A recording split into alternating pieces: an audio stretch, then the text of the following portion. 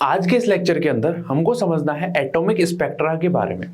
तो स्टार्ट करते हैं और उसी के साथ में हम बेसिकली डील करेंगे इनके साथ में। जैसे आपने कहीं ना कहीं सुना ही होगा Lyman series, Balmer series, Paschen series, Brackett series, ठीक है, फुंड सीरीज और हम्बरी सीरीज। तो इनके बारे में कहीं ना कहीं आपने सुना होगा। मतलब हम बेसिकली डील करने जा रहे हैं किसके साथ में? एटॉमिक स्पेक्ट्रा के साथ में। एटॉमिक स्पेक्ट्रा होता क्या है, ठीक है। तो देखो एटॉमिक स्पेक्ट्रा एक सिंपल एक्सपेरिमेंट आपने डेफिनेटली किया होगा। क्या, कौन सा वाला?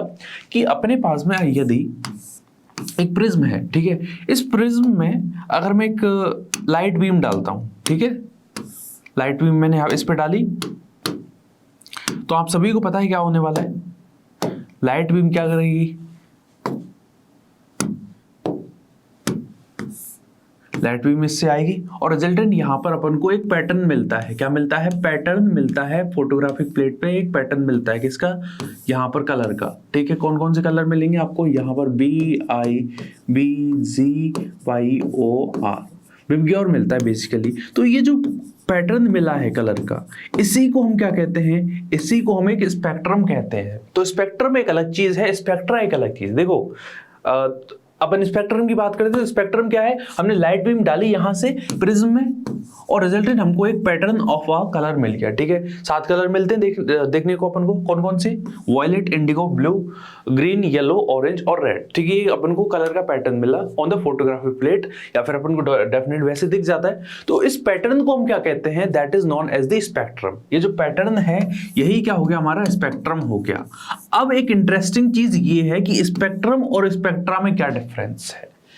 स्पेक्ट्रम बेसिकली हम एक पैटर्न की बात कर रहे हैं, ठीक है, जिसमें अपन को 7 कलर दिखते हैं। अब जनरली हम ये कहते हैं कि यार देखो चाइल्ड, अब देख चाइल्ड जैसे क्या है? एक सिंगुलर फॉर्म हो गई। प्लूरल फॉर्म इसकी क्या होगी? चिल्ड्रन हो गई, ठीक है। अगर हम मैन की बात करते हैं, ये इसकी सिंगुलर फॉर्म है। अगर प्लूरल बनानी चाहे तो अपन मेंस बन जाते, ठीक है। लेकिन यहां पर अगर देखो स्पेक्ट्रम और स्पेक्ट्रा बेसिकली एक सिंगुलर फॉर्म है, एक प्लूरल फॉर्म है। तो सिंगुलर कौन सी होगी? आप कहोगे कि sir spectra has to be singular form, लेकिन वो सिंगुलर फॉर्म नहीं है, वो प्लूरल फॉर्म है। मतलब हम बात करते हैं कि एक पैटर्न जो है वो तो हमारा क्या है? स्पेक्ट्रम है। लेकिन हम कहें मोर देन वन अगर पैटर्न है तो उनको क्या बोलते हैं? उनको स्पेक्ट्रा कहा जाता है। क्या कहा जाता है? स्पेक्ट्रा कहा जाता है। क्लियर है? This is actually known as the spectra. समझ में आया? स्पेक्ट्रा इसको कहते हैं, ठीक है। तो मोर देन वन अगर स्पेक्ट्रम आपको देखने को मिल रहे हैं उनको स्पेक्ट्रा कह दिया जाता है। अब यहां पर बात की जाए कि एक एटम के अंदर, ये तो मैंने बेसिकली बात कर ली कि इलेक्ट्रोमैग्नेटिक रेडिएशन, अब जो थे अपन ने स्टडी करे थे इलेक्ट्रोमैग्नेटिक रेडिएशन में अपन को, जैसे ये क्या है? गामा रेज है, ये क्या है? एक्स रेज है, ये क्या है? यूवी रेज है, ये विजिबल रेज है, ये इंफ्रारेड है, ये माइक्रोवेव और RW मतलब रेडियो वेव्स है। अब ये कैसे मैंने अरेंज करे हैं? तो आपको पता है इधर से इधर जाएंगे तो यहां पर क्या होता है? लैम्डा इंक्रीज होती है। लैम्डा अगर इंक्रीज होगी तो एनर्जी डिक्रीज होगी। तो अभी तो अपन कहते हैं यहां पर कि जो फ्रीक्वेंसी होती है, कहीं ना कहीं frequency of the gamma rays सबसे क्या होगी? ज्यादा होगी। उसकी एनर्जी भी सबसे ज्यादा होगी, क्योंकि हम ये जानते हैं E बराबर hν, यानी E is directly proportional to nu. तभी तो अपन ये कहते हैं कि गामा रे जो पेनिट्रेटिंग पावर होती है इसकी, ठीक है, इसकी जो आयनाइजिंग पावर होती है सबसे मैक्सिमम होती है। क्लियर है?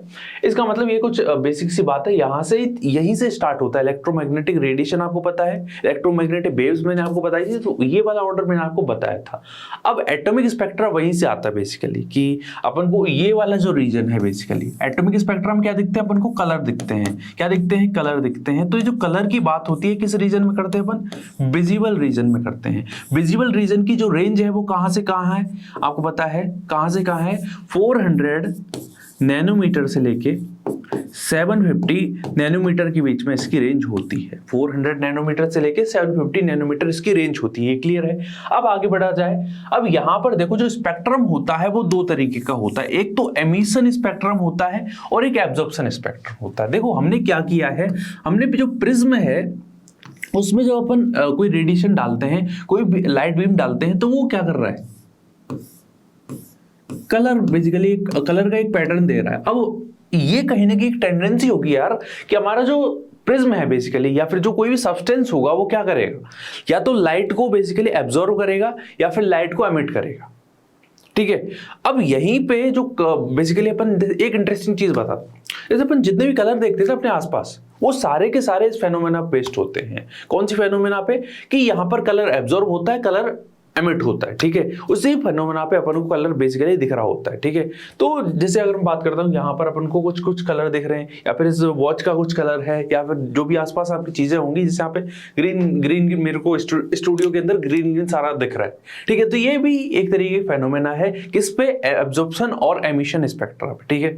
तो दो तरीके के स्पेक्ट्रम होते हैं, एक एब्जॉर्प्शन स्पेक्ट्रम होता है, एक एमिशन स्पेक्ट्रम होता है। अब बात की जाए कि मॉलिक्यूल कैसा स्पेक्ट्रम देगा और हमारा जो हाइड्रोजन एटम है वो किस तरीके का स्पेक्ट्रम हमको देता है। एक बेसिक सी बात है, अगर एटम है तो वो एमिशन स्पेक्ट्रा देगा, और अगर मैं कहता हूं एब्जॉर्प्शन स्पेक्ट्रा तो मॉलिक्यूल द्वारा दिया जाता है, ठीक है। मॉलिक्यूल क्या करता है? एनर्जी को एब्जॉर्ब करेगा, और एब्जॉर्ब करने के बाद में अपन को यहाँ पर एक कलर दिखता है, ठीक है, कलर ऑब्जर्व होता है, ठीक है। दूसरी चीज है हमारे पास में कि अगर कोई एटम है तो एटम में जो कलर आता है वो किसकी वजह से आता है? लाइट के एमिशन से, मतलब एनर्जी या रेडिएशन के एमिशन से। देखो ये समझो चीजों को, अगर कोई एटम है, एटम क्या करेगा? जैसे उसका एक energy level n is equal to यहाँ पर 1 है, ठीक है। यहाँ पर क्या है? n इज इक्वल टू 2 है। यहाँ पर एक इलेक्ट्रॉन प्रेजेंट था, ये जो इलेक्ट्रॉन है यहां से यहां पर गया, तो इसने क्या किया? एनर्जी का एब्जॉर्प्शन किया, एनर्जी एब्जॉर्व करी, ठीक है। अब एनर्जी एब्जॉर्व करी, आपको पता है ये बहुत टाइम तक तो यहाँ पर रहने वाला नहीं है, एक्साइटेड हुआ मान लीजिए, लेकिन एक 10⁻⁻7 से लेके 10⁻⁻8 सेकंड के टाइम के बाद में 10⁻⁸ टाइम से लेके 10⁻⁷ सेकंड के बाद में ये कहाँ आएगा? दोबारा यहाँ पर आएगा। तो जब दोबारा यहाँ पर आएगा, आपको पता है इसकी एनर्जी कहीं ना कहीं ज्यादा है, इसकी एनर्जी कम है, तो ज्यादा से जब कम में आता है तो वहां पर उसकी एनर्जी एमिट करता है। क्या करता है? एनर्जी एमिट करता है। तो एनर्जी के एमिशन से यहाँ पर क्या मिलता है? कलर मिलता है। तो जो कलर अब अपन को मिलता है या फिर स्पेक्ट्रम मिलता है वो किसकी वजह से मिलता है? एनर्जी के एमिशन से मिलता है। जब नीचे से ऊपर गया एब्जॉर्ब करी, ठीक है, ऊपर से नीचे आया तो यहाँ पर आपको पता है एनर्जी एमिट करेगी। यही तो बोर का कंसेप्ट था यार, बोर का कंसेप्ट भूल गए क्या? अगर कोई भी इलेक्ट्रॉन इनर ऑर्बिट से आउटर ऑर्बिट में जाएगा तो आपको पता है क्या होगा? एनर्जी एब्जॉर्ब होगी। अगर मैं ये कहूं कि आउटर से कहां पर जा रहा है? आउटर से इनर में जाता है, तो वहां पर एनर्जी एमिट होती है। एनर्जी क्या होती है? एमिट होती है। ये केस हमको समझ में आया या नहीं आया? आई थिंक आ गया हो। अब जो बहुत इंटरेस्टिंग चीज है वहां पे आपको लेके चलता हूं, that is the hydrogen spectra, जिसको हम हाइड्रोजन लाइन स्पेक्ट्रम भी कहते हैं, ठीक है। तो उसकी तरफ अपन चलते हैं और अपन चीजों को डील करते हैं। ये जो चीज है बहुत ही ज्यादा इंपॉर्टेंट है। अब देखो यहां पर अपन को ध्यान देना है, ठीक है। कैसे? अब होता क्या है आपको पता है, हाइड्रोजन एक एटम है, तो आपको मैं किस तरह की चीजें दिखा रहा हूं कि ऊपर से लेके नीचे की तरफ आ रहा हूं, ऊपर से नीचे में आ रहा हूं कहीं ना कहीं, ठीक है। अब देखो जरा सिंपल चीजें हैं। अगर मैं के की बात करता हूं, पहले जो जो चीजें अपन को पता है उनके बारे में बात कर लें। n इज इक्वल टू 1 है इसके लिए n की वैल्यू 2 है, इसके लिए n की वैल्यू 3 है, इसके लिए n की वैल्यू 4 है, इसके लिए n की वैल्यू 5 है, इसके लिए n की वैल्यू 6 है, और इसके लिए n की वैल्यू 7 है, ठीक है। ये चीज अपन को क्लियर है। अब हम यहां पर ऐसा करते हैं, 2 से 1 की तरफ लेके आऊंगा, 2 से मतलब 3 से 1 की तरफ लेके आऊंगा, मैं 4 से 1 की तरफ लेके आऊंगा, 5 से 1 में लेके आऊंगा, 6 से 1 में लेके आऊंगा, या फिर 7 से 1 में लेके आऊंगा। तो वहां पर आप देख पा रहे हो मैं इलेक्ट्रॉन्स को हायर एनर्जी लेवल से ग्राउंड स्टेट में लेके आ रहा हूं, या जो कि basically n is equal to 1 है, ठीक है। दूसरा केस क्या होगा, मैं 3 से 2 में लेके आ रहा हूं, 4 से 2 में लेके आ रहा हूं, 5 से 2 में लेके आ रहा हूं, 6 से 2 में लेके आ रहा हूं, 7 से 2 में लेके आ रहा हूं, या फिर अपन इनफिनिट से 2 में लेके आ रहा है, ऐसा भी समझ सकते हैं। या फिर अगला केस क्या होगा, अगला केस होगा अपन 4 से 3 में लेके आ रहे हैं, 5 से 3 में लेके आ रहे हैं, 6 से 3 में लेके आ रहे हैं, 7 से 3 में लेके आ रहे हैं, और इनफिनिट से 3 में लेके आ रहे हैं। सिमिलर आगे समझ गए होंगे।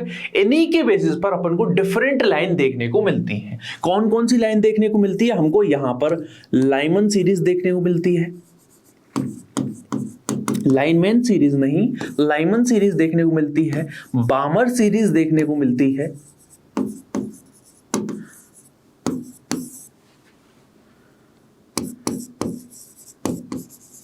पास्चन सीरीज देखने को मिलती है,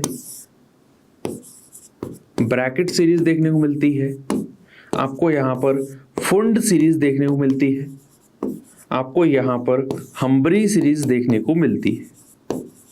ठीक, ये डिफरेंट अपन को सीरीज देखने को मिलती है। अब इंपॉर्टेंट ये है कौन सी सीरीज लाइमन सीरीज होगी, कौन सी सीरीज ब्रैकेट सीरीज होगी, या कौन सी सीरीज बामन सीरीज रहेगी, बामर सीरीज, कौन सीरीज पास्टियन रहेगी, और कौन सी फोंड रहेगी, कौन सी हमारी हम्बरी रहेगी। तो उसके बारे में जरा चर्चा करते हैं। अब देखो जरा,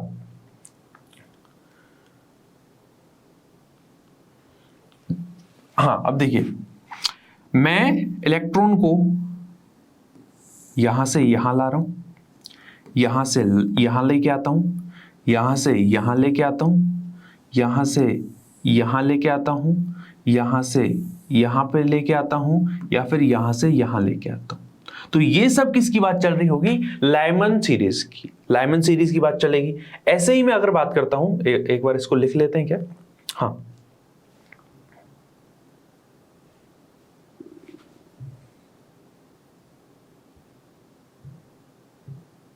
लाइमन सीरीज, ये कौन सी सीरीज हो गई, this is actually Lyman series.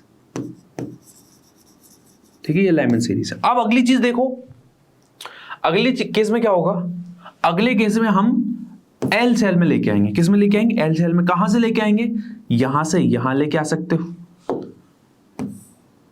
यहां से यहां लेके आ सकते हो, यहां से यहां लेके आ सकते हो, एंड सो ऑन। ठीक है, इस तरह की चीजें कर रहे होंगे। अब आपके दिमाग में क्वेश्चन आ रहा होगा, सर आप ऊपर से नीचे क्यों लेके आ रहे हो। अरे भाई साहब, एनर्जी का एमिशन होगा, उसी की वजह से स्पेक्ट्रम मिलेगा, तो हमको ऊपर से नीचे लेके आना पड़ेगा ना। एनर्जी एमिट कहां होती है, जब आउटर ऑर्बिट से इनर ऑर्बिट में आते हो। आउटर ऑर्बिट कौन सा है, इनर ऑर्बिट कौन सा है, आपको पता है कहीं ना कहीं। ठीक है, ये चीज क्लियर हुई, ये चीज क्लियर हुई या नहीं हुई। ये हमारा क्या है, ये हमारी बामर सीरीज हो गई। कौन सीरीज हो गई, बामर सीरीज हो गई। इसको इधर लिख लेते हैं, ये कौन सी सीरीज है, बामर सीरीज। ठीक है, अब अगला केस देखो, अब क्या करेंगे अपन, 2 में आ चुका है, अब 3 में आएगा, 4 से 3 में, 5 से 3 में, 6 से 3 में, 7 से 3 के अंदर। ये कौन सी सीरीज है हमारी, पास्टियन सीरीज। ठीक है, अगला केस देखिए,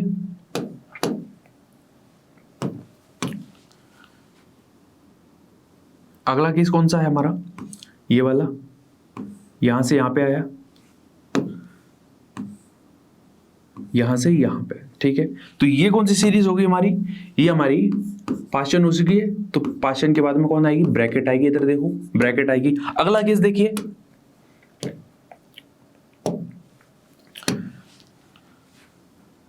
अब क्या है, ये वाला और यहां से यहां पे। ठीक है, ऐसा समझ लो कुछ। अगली चीज मतलब n = 8 होगा उससे।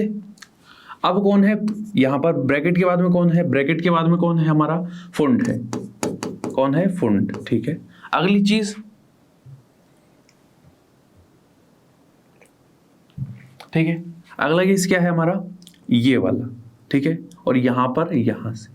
ठीक है, ये बेसिकली क्या है, इनफाइनाइट। मैं यहां पे लिख देता हूं, ये क्या हो जाएगा हमारा, इनफाइनाइट हो जाएगा, इनफाइनाइट से आ रहा है। ठीक है, ये इनफाइनाइट एनर्जी लेवल है हमारा, ऐसा समझ लो। ठीक है, तो ये जो केस है इसको हम क्या बोल देंगे, ये हमारा कौन सा बचा, हम्बरी सीरीज बेसिकली बची। हम्बरी सीरीज को कह देंगे अपन, दिस इज एक्चुअली हम्बरी सीरीज। कौन सी सीरीज है, हम्बरी सीरीज। ठीक है, तो ये अपन को लाइन मिलती है किसके लिए, हाइड्रोजन स्पेक्ट्रम के लिए। सबसे पहली चीज है ये कौन सी है, तो आपको कुछ ऐसा समझना है, 1 में आया, किसी भी एनर्जी लेवल से 1 में आता है लाइमन सीरीज, लाइमन सीरीज। ठीक है, किसी भी एनर्जी लेवल से 2 में आता है, दैट इज बामर सीरीज। किसी भी एनर्जी लेवल से 3 में आता है, दैट इज एक्चुअली हमारी पास्टियन सीरीज। किसी भी एनर्जी लेवल से 4 एनर्जी n=4 में आता है, तो उसको अपन क्या कहते हैं, उसको हम कहते हैं अपना ब्रैकेट सीरीज। ये बोला मैंने, ब्रैकेट सीरीज। इसके बाद में अपना फुंड सीरीज आ जाएगा, इसके बाद में हम्बरी सीरीज आएगा। तो ये चीज हमको क्लियर होनी चाहिए। यानी मैं ऐसा कह सकता हूं क्या, कोई भी एनर्जी लेवल है, n2 की वैल्यू कुछ भी हो, n1 में आता है, मतलब n=1 में आता है, उसको हम क्या कहते हैं, that is actually known as the Lyman series. अब आगे जाके एक मैं फॉर्मूला आपको बताऊंगा जहां पर अपन को n की वैल्यू निकालनी होती है, और n की वैल्यू निकालने के बाद, मतलब n1 निकालने के बाद में आप वहां पर बताओगे कि ये लाइमन सीरीज है। ठीक है, दूसरी चीज में क्या हो सकता है, n2 से n=2 में आता है, उसको हम क्या कहते हैं, दैट इज बामर सीरीज। ठीक है। N3 मतलब N3 बोल रहा हूँ सॉरी, N2 होगा कुछ ना कुछ, N2 से n इज इक्वल टू 3 में आता है, दैट इज पास्चन सीरीज। क्या बोलते हैं उसको? Paschen series. N2 से अपने पास में n इज इक्वल टू 4 में आता है, दैट इज ब्रैकेट सीरीज। क्या बोलते हैं उसको? ब्रैकेट सीरीज बोलते हैं। N2 से अपने पास में n इज इक्वल टू 5 में आता है, उसको क्या बोलते हैं? फुंड। ठीक है, उसके बाद में क्या बचेगा? हम्बरी बचेगा।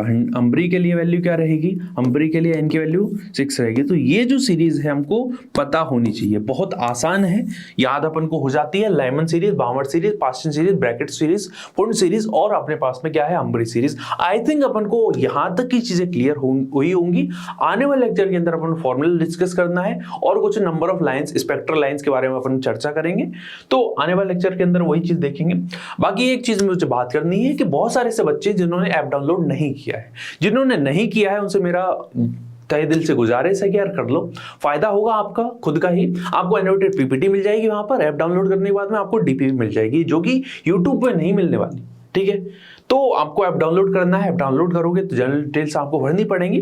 तो आप अपना फोन नंबर यहाँ पे डालना, फोन नंबर डालने के बाद में कुछ आपकी डिटेल्स हैं वो फिल कर लेना। नेक्स्ट दबाओगे, ओटीपी आएगा। ओटीपी के आने के बाद में आपको यहाँ पर कोर्स के लिए एनरोल करना है। कैसे करोगे कोर्स के लिए एनरोल? तो आपको जाना है कॉम्पिटिटिव एंड प्रोफेशनल एग्जाम के अंदर, उसको टिक करने के बाद में नेक्स्ट वाला ऑप्शन टिक कर लेना। एंड देन आपको क्या करना है, यहाँ पर 11th क्लास नीट टिक करना है। नीट टिक करना है। नीट टिक करने के बाद आप नेक्स्ट दबाओगे और नेक्स्ट दबाने के बाद में आपको यहाँ पर 11th क्लास को टिक करना है। और आप जो भी सब्जेक्ट पढ़ना चाहते हो, केमिस्ट्री पढ़ना चाहते हो, फिजिक्स पढ़ना चाहते हो, बायो पढ़ना चाहते हो, भाई साहब डॉक्टर बनना है तो तीनों के तीनों सब्जेक्ट पढ़नी पड़ेंगी, तो वो पढ़ेंगे। और पढ़ने के लिए अपन को कोई, जैसे केमिस्ट्री वाले ऑप्शन में गए, आपको वहाँ डिफरेंट चैप्टर्स दिखेंगे। आपको some basic concept of chemistry दिखेगा, उसके अंदर आपको मतलब अगर आपको some basic concept of chemistry कोई लेक्चर है जिसके आपको डीपीपी चाहिए, आपको उसकी एनोटेड पीपीटी चाहिए, या फिर स्ट्रक्चर ऑफ एटम का कोई भी आपका टॉपिक है जो आपकी वीडियो देख चुके हो, लेकिन आपको लगता है कि मुझे इसमें प्रैक्टिस करनी है क्वेश्चन की, जो प्रैक्टिस करना बहुत इंपॉर्टेंट है।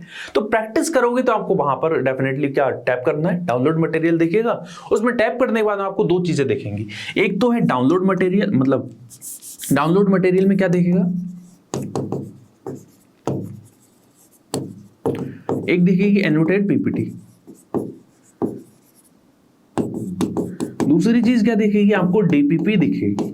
तो वहां पर आपको दोनों चीजें डाउनलोड करने लिए, और ताकि एनोटेड पीपीटी आप नोट्स बनाने के लिए कहीं ना कहीं यूज कर सकते हो, और दूसरी चीज है डीपीपी।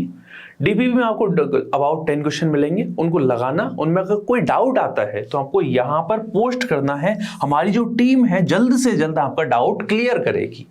ठीक है, बाकी जैसा मैं हमेशा कहता हूं, अच्छी तरीके से पढ़ाई करते रहिए और खुश रहिए। Thank you very much.